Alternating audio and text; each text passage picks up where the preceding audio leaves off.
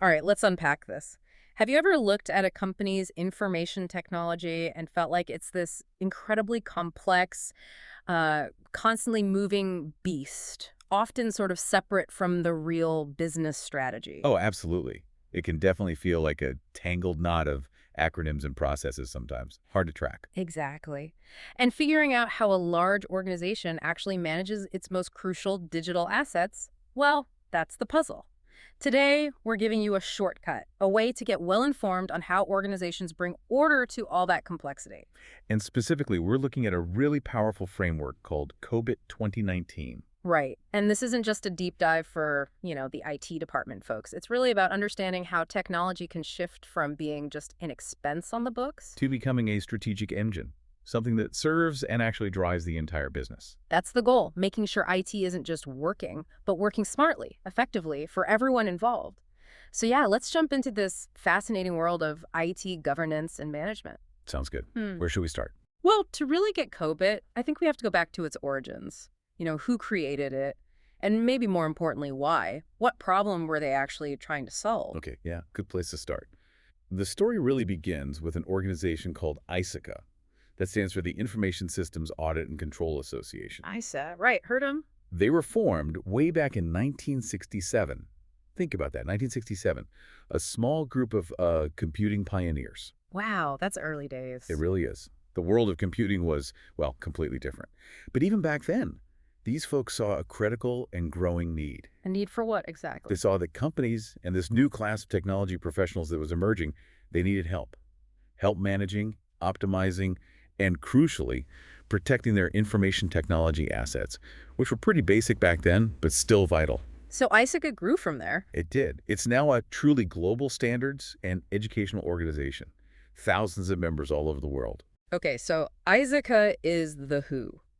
Now, COBIT control objectives for information and related technologies, that was ISACA's answer to this challenge, right? Their big strategic move. That's absolutely right. It quickly gained traction, became a really widely recognized and, frankly, incredibly useful standard for enterprise IT governance. And its initial purpose, was it always this broad governance thing? Not exactly. When it was first developed and released, back in 1996, its main purpose was actually quite specific.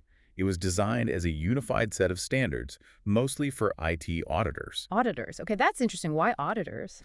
Well, at that time, the whole landscape for IT auditing was kind of a mess, fragmented, lots of different, often inconsistent standards floating around. Ah, okay, so COBIT stepped in to clean that up. Exactly. It unified them, provided a much-needed coherent framework that auditors could use to ensure consistency, reliability in their assessments, gave them a common language. So it started as an auditor's tool, but clearly looking at COBIT 2019 today, it didn't stay confined to just auditing. No, definitely not. What's really insightful about COBIT, I think, is how it's constantly adapted. It's not static at all. Can you walk us through that evolution, that COBIT timeline? That's a fantastic point, because the evolution of COBIT, it really mirrors the changes in IT itself.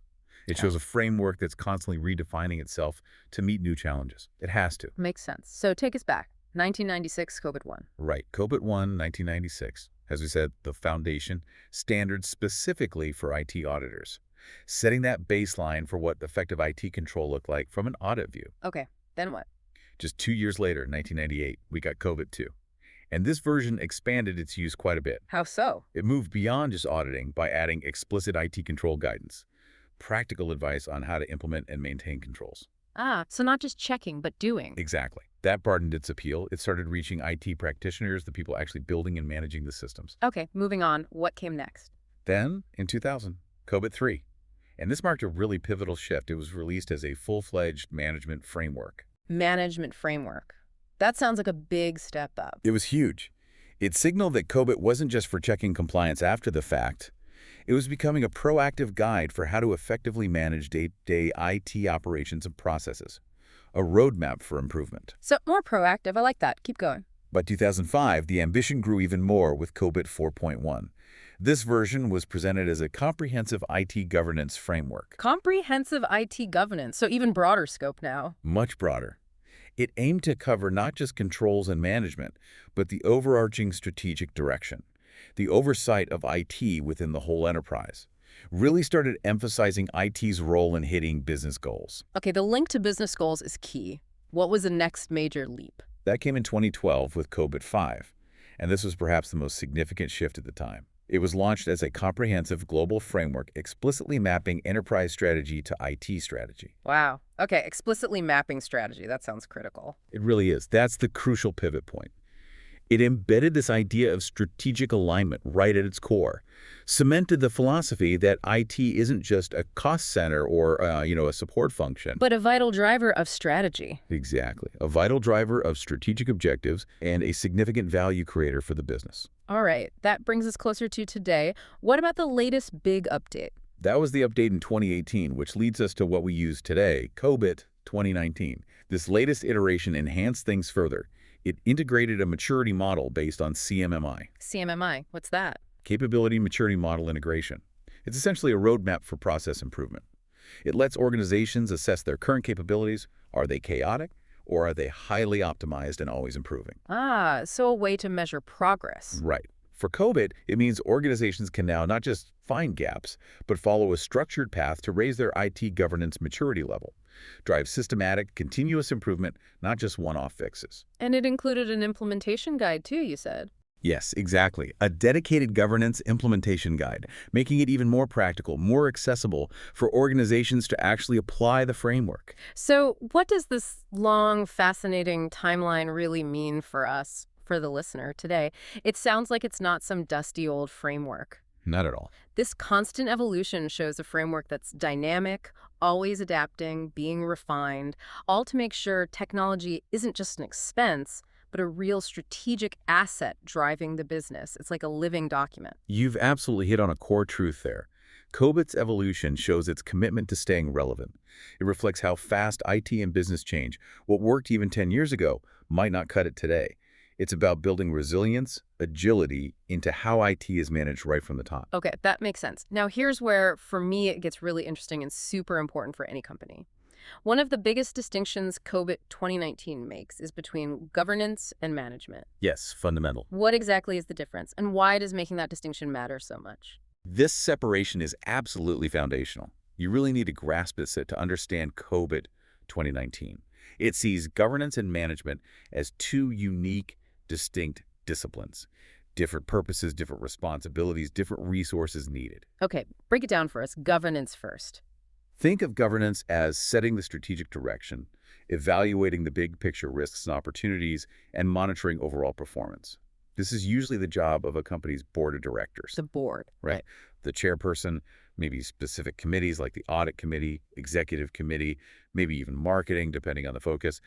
Their role is to evaluate strategic objectives, decide what the right things to do are. Then they direct management on which objectives to chase, set the course, and finally, they monitor performance against those directions. High-level accountability. So they're asking, are we sailing in the right direction? Are we headed to the right destination? Exactly.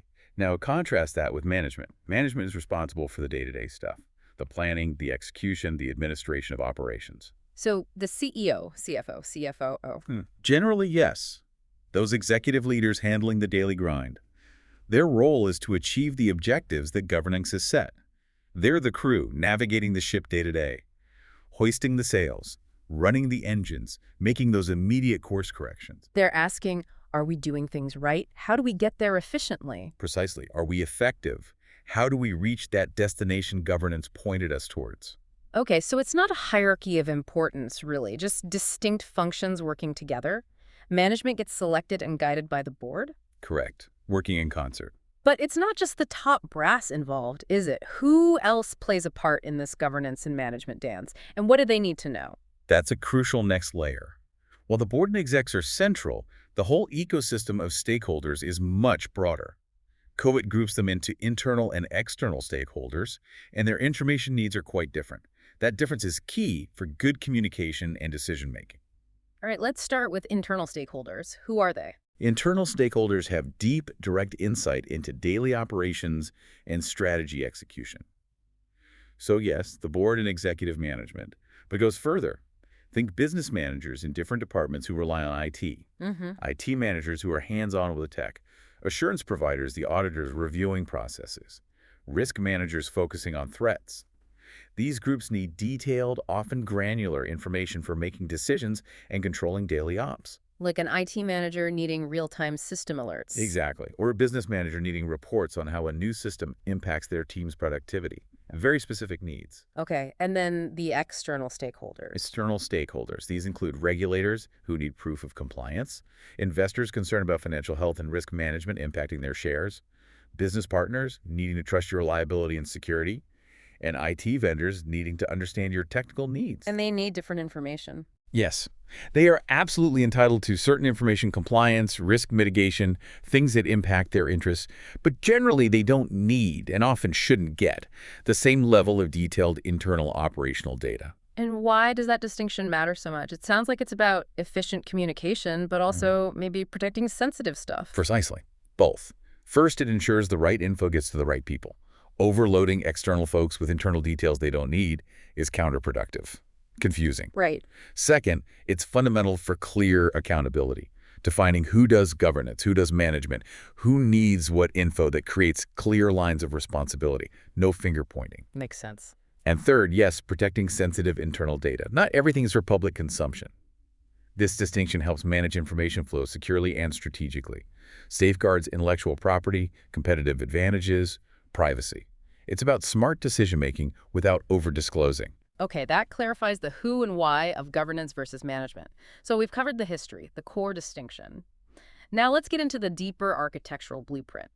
How was COBIT 2019 actually put together? What are its fundamental building blocks, its core philosophies? Right. This is where we get to the DNA of COBIT 2019. It wasn't built in a vacuum, definitely not from scratch. It's a sophisticated evolution, pulling together insights from a lot of different places. Okay, so what went into the mix? Well, several key things. First, it explicitly built upon COBIT 5, using its strengths, ensuring that continuity and improvement. Then, critically, it incorporated 6 principles for a governance system and 3 principles for the governance framework itself. These are like the philosophical backbone. 6 for the system, 3 for the framework. Got it. Importantly, it also integrated and aligned with other established standards and regulations from around the world. Things like ITIL for service management, ISO 27001 for security, various privacy rules. So it plays well with others, doesn't reinvent the wheel. That interoperability sounds crucial. Very. And finally, a really significant contribution came from the global COBIT community. Real-world experience, different industry views, practical validation. That was invaluable. So all these inputs combined. They form what's called the COBIT core model. But here's the powerful part. It's not a rigid, one-size-fits-all template. It's designed to be highly customizable. How does that customization work? Organizations use design factors and focus areas, we'll dig into those soon, to tailor this core model. They create what COBIT calls a tailored enterprise governance system that fits their specific needs, context, size, strategy. That's why it's so flexible and widely applicable. That flexibility sounds absolutely essential today. Things change so fast. So let's dig into those fundamental philosophies.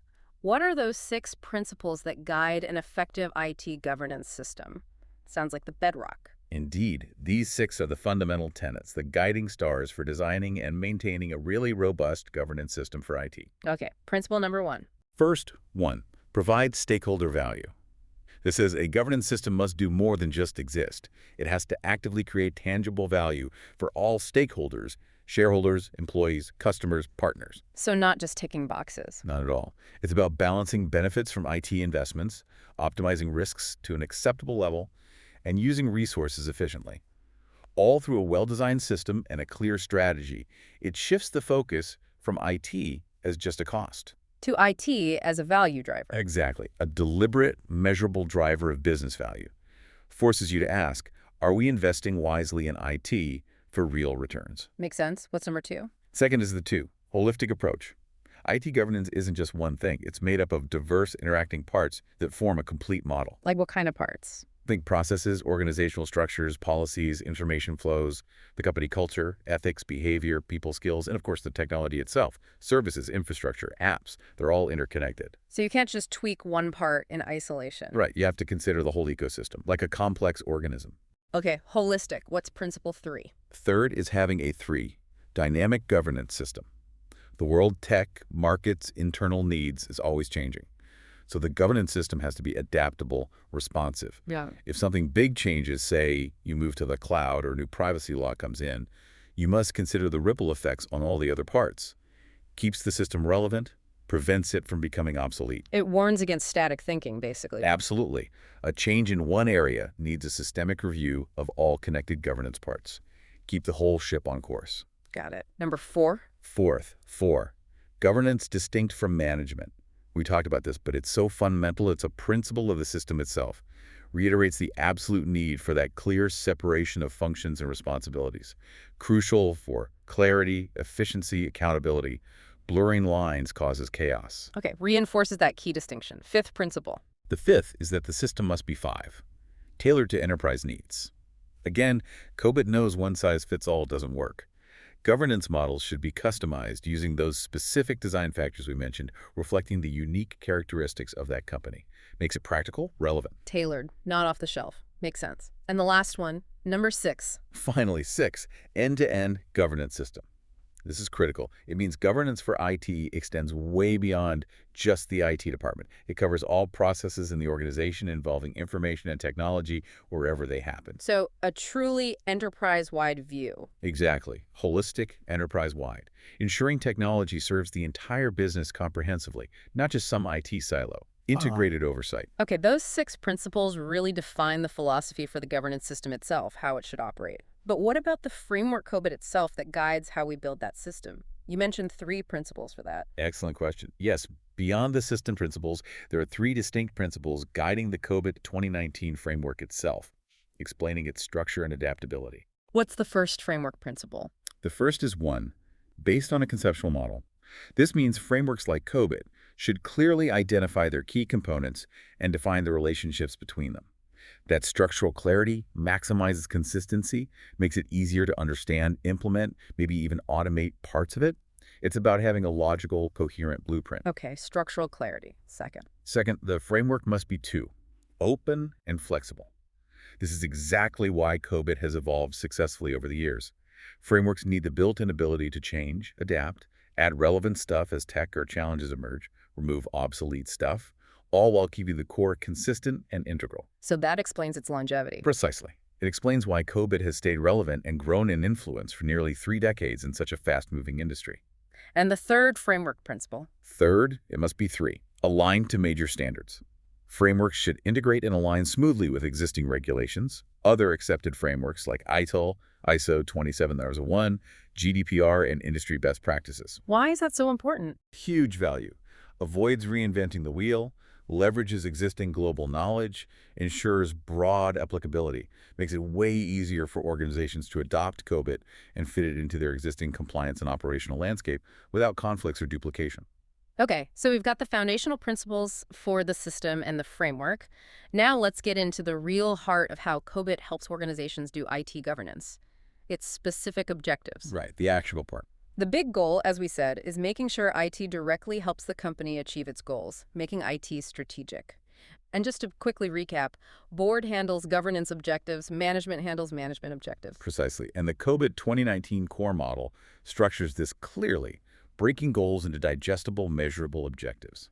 So let's start with the governance objectives. Where do they sit? For governance objectives, there's one main domain: evaluate, direct, and monitor, or EDM. This captures the core job of the governors, usually the board.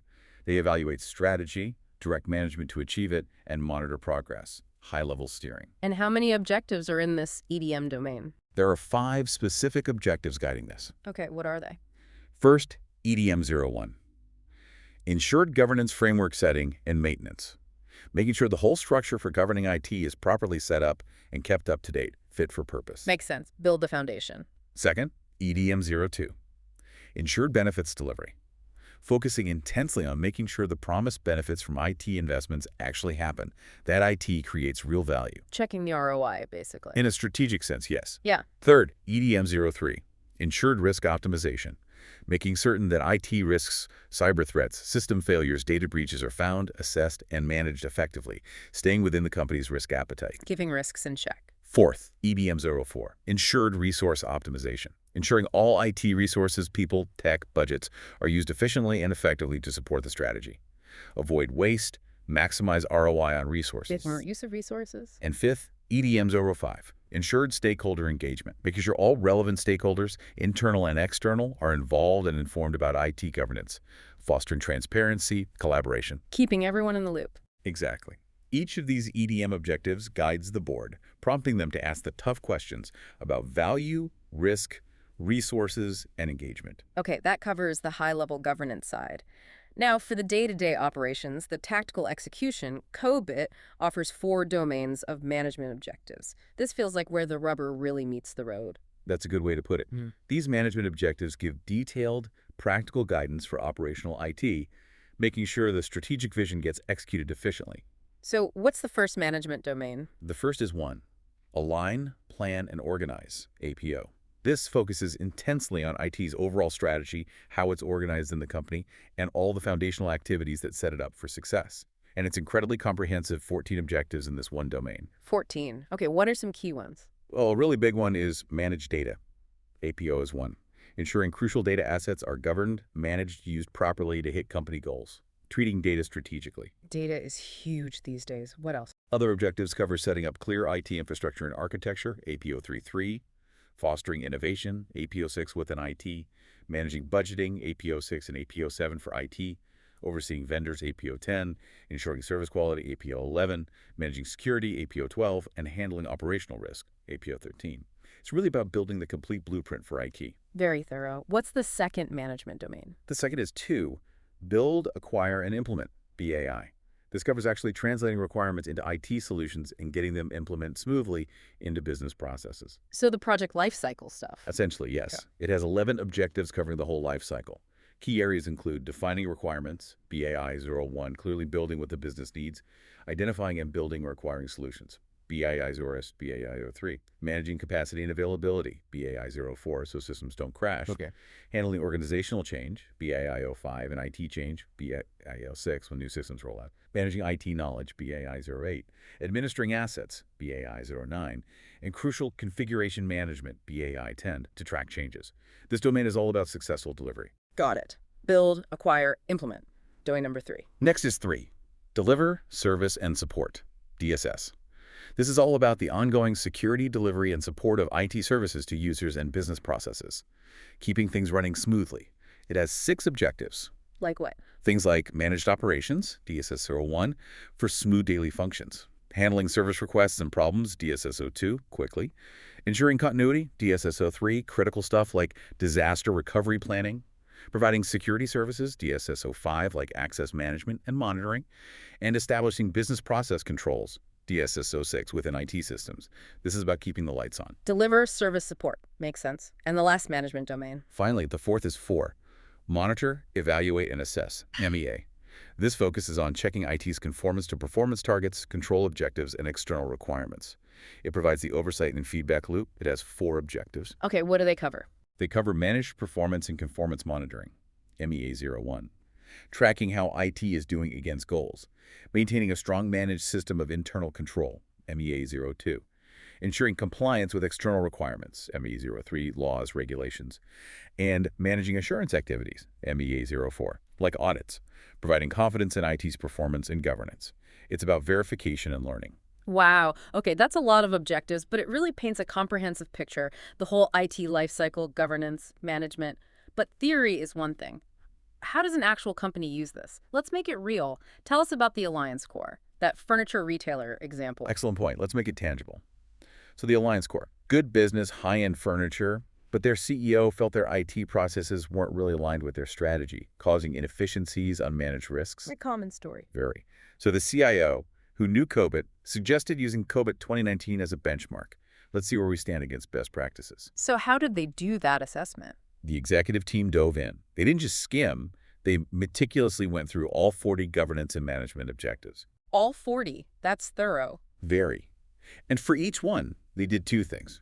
First, identify if there was a gap, a weakness, compared to best practice. Second, gauge the importance of that objective to their specific business. So gap plus importance, that helps prioritize. Exactly. Focus improvement efforts where they matter most for their situation. Okay, so give us a taste of their findings. Maybe focus on that EDM governance domain. That often reveals bigger issues. Good idea. So looking just at their EDM assessment. For EDM 01, Ensured Governance Framework Setting and Maintenance, they rated it yes for gap and high importance. A high importance gap right at the top. Why? The reason was concerning. They had no consistent formal way to align IT governance with company objectives. Legal compliance was kind of ad hoc, risking problems. Critical IT processes weren't effectively overseen by leadership. Fundamental structural issues, like building a house with no foundation or plans.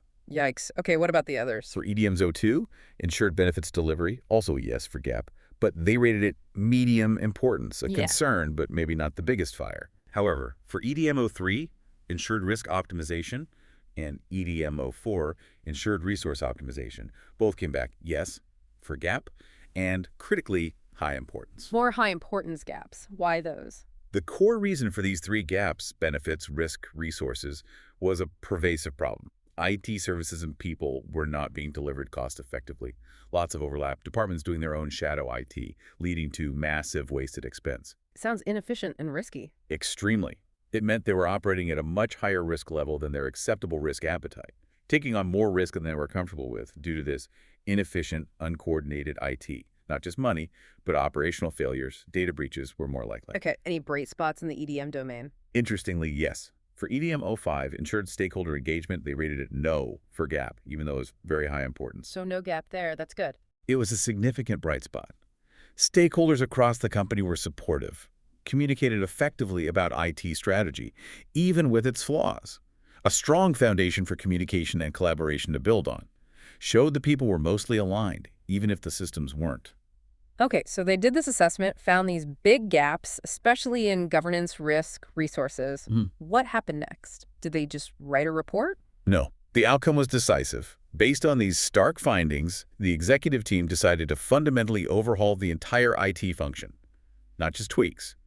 A deep transformation. Wow. What kind of concrete actions did they take, guided by COBIT? Several things. They started eliminating duplicative processes across departments, streamlining things to cut waste, improve efficiency. Makes sense. They put a comprehensive budget and better purchase approval process in place for all IT spending, finally getting control over costs. Crucial. They required employees to use the company's central help desk for all remote IT tasks. Centralized support, better response, more efficiency. Standardizing support. And strategically, they repurposed IT staff who were stuck on low-value ad hoc tasks. Move those skilled people to activities directly supporting the new governance objectives, making IT more strategic, productive, value-generating, less reactive firefighting.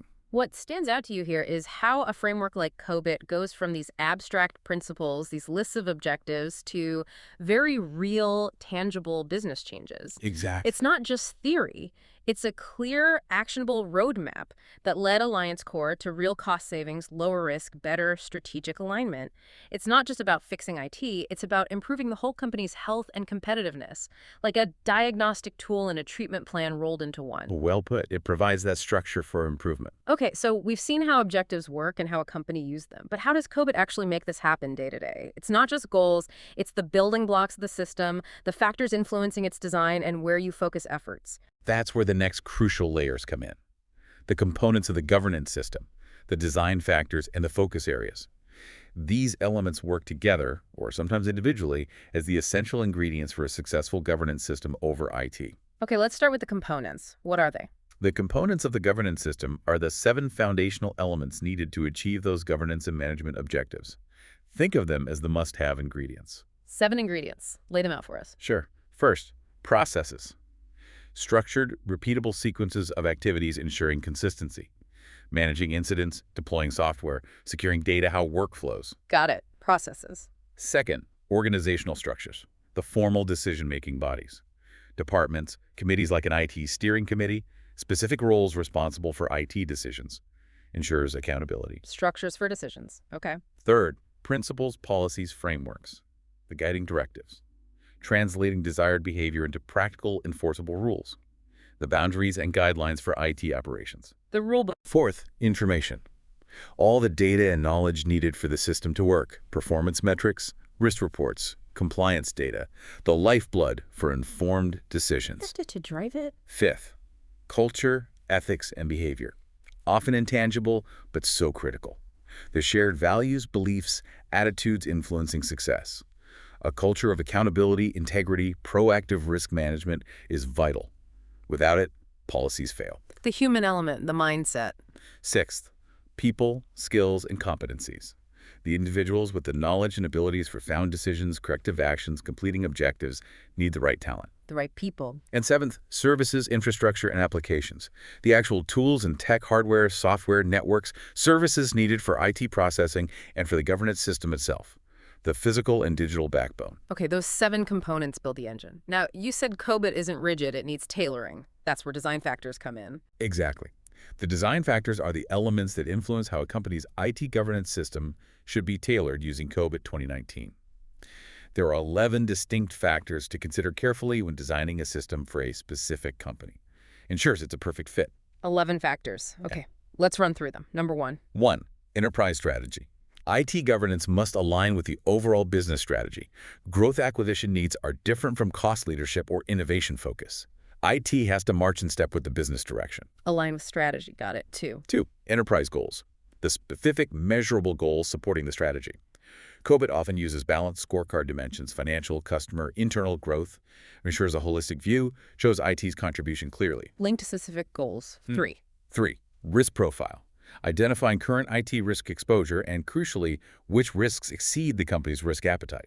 Operational risks, compliance risks, innovation risks, even geopolitical ones. This directly shapes governance priorities. High data breach risk, more focus on security objectives. Understand your specific risks. 4. 4. Information and technology, INT or IT issues. Common recurring problems the company faces. Poor IT quality, not enough resources, friction between IT and business, shadow IT spending, data quality issues, compliance failures. These real-world pains tell you where COBIT needs to focus. Address the current pain points. 5. 5. Threat landscape. The external environment. Yeah. Is it normal or high threat due to geopolitics, industry, like finance, economic issues? A high threat landscape demands much stronger cybersecurity governance. Consider the external threats. 6. Compliance requirements. The level of regulation, low, normal, high. Healthcare, finance face high compliance demands. HAPA, GDPR, SOX, directly impacting governance system complexity. Factor in regulations. 7. 7. Role of IT, hugely important. How critical is IT to the business? COBIT has 4 types. Support, not critical ops. Factory, immediate impacts if fails. Turnaround drives innovation, not critical ops. Or strategic, crucial for both innovation and core operations. This clearly defines IT's value and influences governance structure. Understand how vital IT is. Okay, number 8. 8. Sourcing model for IT. How IT is delivered. Outsourced, cloud, in-house, hybrid. Each brings different governance challenges, vendor management, security, integration. How you get your IT. 9. IT implementation methods, how new projects are deployed, agile, DevOps, waterfall, hybrid, impacts project governance, risk management. How you build and deploy. 10. 10. Technology adoption strategy, how fast you adopt new tech. First mover, high risk, high reward. Follower, wait till proven. Slow adopter, wait till mature, low risk. Impacts governance for tech assessment and integration. Your approach to new tech. And 11. Enterprise size, large 250 FTEs versus small medium, 50, 250 FTEs. Larger companies often need more formal, structured governance than smaller ones, which might be more agile. Size matters for structure. Okay, that's a comprehensive set of design factors for tailoring. Now, you also mentioned focus areas. What are those briefly? Yes, focus areas are specific governance issues or topics that can be addressed using a tailored mix of objectives and components. Examples might be cybersecurity, cloud, digital transformation, privacy, compliance. The key is the number is unlimited. Lets organizations target very specific challenges with pinpoint precision using the framework, like shining a spotlight where it's needed most. Got it. Allows for very specific problem solving. All right, this is great. So if you're listening and thinking, okay, I need this, I need to use COBIT 2019, how do you actually get started? It's customizable, but there must be resources, a roadmap. Indeed. It's not just concepts, it's a practical toolkit. To help organizations adopt and customize it, COBIT 2019 comes with a suite of 4 core publications. These are your practical roadmap. 4 publications, what are they? First, the One COBIT 2019 Framework. Introduction and Methodology, your starting point. Introduces core concepts, terminology, philosophy, structure, the foundational textbook. Start here. Second, the 2. COBIT 2019 Framework, Governance and Management Objectives. This is the big manual. Details all 40 objectives, their components, processes, structures, info. Crucially, it references and aligns COBIT with other standards like ISO, shows how it fits in. This is the what of COBIT's guidance. The detailed reference guide. Third, the 3. COBIT 2019 Design Guide, Designing an Information and Technology Governance Solution. This is where you get into customization. Covers those 11 design factors, gives guidelines for tailoring a system to your organization based on its unique strategy, risk, needs. Your blueprint for customization. How to tailor it. And finally, the 4, COBIT 2019 Implementation Guide, Implementing and Optimizing an Information and Technology Governance Solution. This gives the practical, step-by-step roadmap for continuous improvement. Use it with the design guide. Gives steps, best practices to put your tailored system into action and keep refining it. Your action plan. How to make it happen and keep improving. Exactly. These 4 publications ensure COBIT isn't just theory. They make it a practical, actionable toolkit for transformation, guiding you from understanding to design to implementation to ongoing optimization for real value. Fantastic. And just like that, we've really journeyed through this complex, but I think ultimately incredibly rewarding world where IT meets business strategy. It's a crucial intersection. We went from ISACA's origins, saw COBIT evolve from audit to strategy, unpacked governance versus management, explored the core principles, dissected all those objectives, and even saw how Alliance Core used it for real change. So, you, our listener, now have a much clearer, deeper understanding of how organizations can strategically manage their information and technology, turning potential chaos into a well-governed, value-generating asset that really serves the whole business. It's about better business, not just better IT. And this deep dive really brings up an important question for you, the listener, to think about. Given COBIT's focus on continuous adaptation and tailored implementation, what specific part of your own organization's IT strategy might benefit most from a fresh look through a structured governance lens like COBIT 2019? Good question. Maybe it's assessing your risk profile, reevaluating how IT supports key goals, or maybe even just clarifying who sets the vision versus who executes the plan. Something to consider. Definitely food for thought. Thank you for joining us on this deep dive into COBIT 2019. We really hope it's given you plenty to think about and armed you with some powerful insights for your own world. Until next time, keep digging, keep learning, and keep asking those big, impactful questions.